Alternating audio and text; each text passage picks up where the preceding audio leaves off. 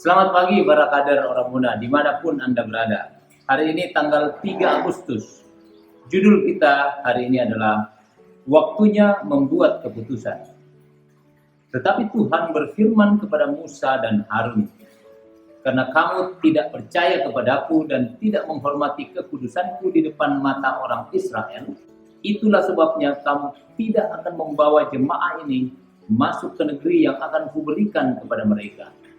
Dari kitab Bilangan bab 20 ayat 12. Kita belajar sesuatu yang sangat berharga tentang kepemimpinan lewat pengalaman Musa di Bilangan 20 ini. Pada saat itu, Musa merasa sangat lelah karena keluhan, stagnasi, dan kelambanan orang Israel. Energi Musa sudah dikuras habis.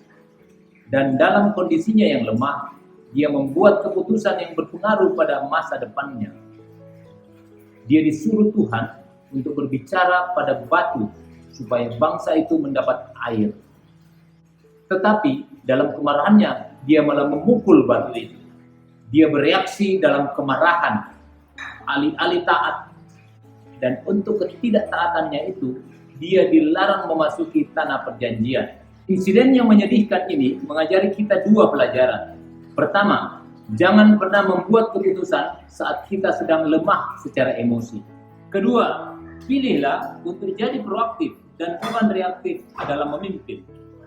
Jangan biarkan mandat Anda datang dari keluhan orang banyak. Mandat Anda harus berasal dari Allah dan misi yang Dia berikan pada Anda. Tanyakan pertanyaan-pertanyaan berikut ini kepada diri Anda. Yang pertama, apakah aku reaktor atau orang yang bereaksi, atau kreator, orang yang menciptakan sesuatu ketika memimpin? Dua, apakah aku menyerang atau bertahan saat memimpin? Yang ketiga, apakah aku memilih menyenangkan manusia atau menyenangkan Tuhan saat memimpin? Dan yang terakhir, apakah aku menguasai jadwalku atau orang lain yang akan memilihkan waktu bagiku? Saudara-saudara yang saya banggakan, cerita tentang Musa dan Harun ini sungguh menarik. Harun adalah kakaknya. Dan mereka berdua dilarang masuk dalam tanah perjanjian. Karena apa? Karena dia sudah melakukan hal yang dianggap kurang baik di hadapan Tuhan. Musa hanya disuruh berbicara ke batu supaya mengeluarkan air. Tetapi karena dia marah tentu bukan kepada Tuhan, dia marah kepada bangsa Israel yang sangat kepala batu waktu itu. Dan dalam kemarahannya dia mengambil keputusan. Dia memukul batu itu dan memang air keluar.